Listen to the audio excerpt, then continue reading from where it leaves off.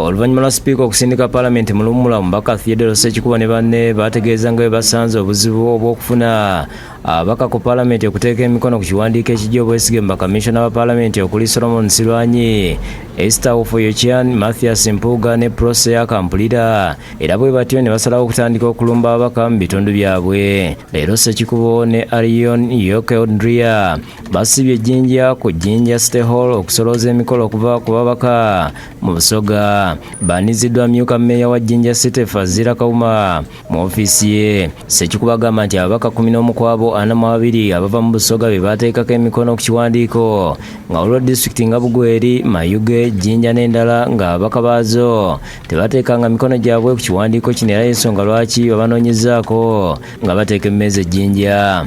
Ababaka abava e Busoga sub-region erina ababaka 10 tulina ababaka 42 naye sofa 11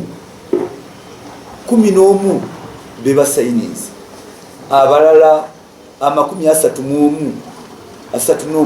bali luddawa.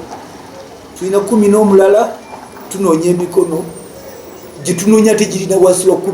Lwekyo singa Busoga batuwa emikono twandikomye ne wano ne tuddayo e Kampala. Ssekikubo alumiriza nti waliwo abamu ku babaka abalemedde ebeeru w'eggwanga baleme kuteeka mukono ku kiwandiiko kyabwe. Salama tebabeerawo, bajja kusayininga ku motion ye. Abalala 12 ne babakweka e Nairobi naye bagenza tebakumye batusanze tukyali mu ddiiro.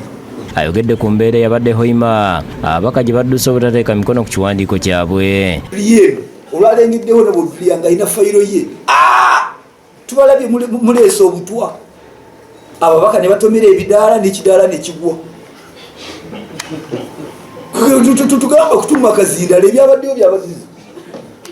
Ababaka ne batomera bokka ekidaala. Omubaka Onduli akiikirira abantu be Alinga South mu disitulikiti y'Eyumbe atambudde ne Ssekikubo asabye abantu mu Busoga okutandikira ku kyabazinga n'abakulembeze b'eddiini okukwasizaako ababaka mu kulwanyisa ebikolwa eby'obuliwenguzi. It is now time for them to join us in this struggle against corruption in parliament. Onagamba nti lwaki abamu ku babaka bakyagaanye okuteeka emikono ku kiwandiiko batya okunyiiza abakulu ab'engendo ebweru mwe bajja ssente.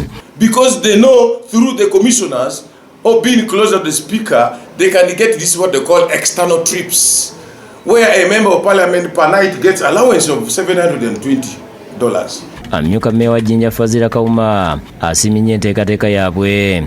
Members bano gye baliku nze mbona yakoze nantuufu tikiri kupate kubanga ndibonamu aba NRM, ndibonamu aba NUP n'aba FDC. Bwe tuviiridde ku Jinja City nga ababaka baweereddwa emmeeza eteekeddwa wansi w'omuti okulinda bannaabwe abaagala okuteeka emikono ku kiwandiiko kino. Ivan Lubega yakusakidde gwino ku Lwabukede TV.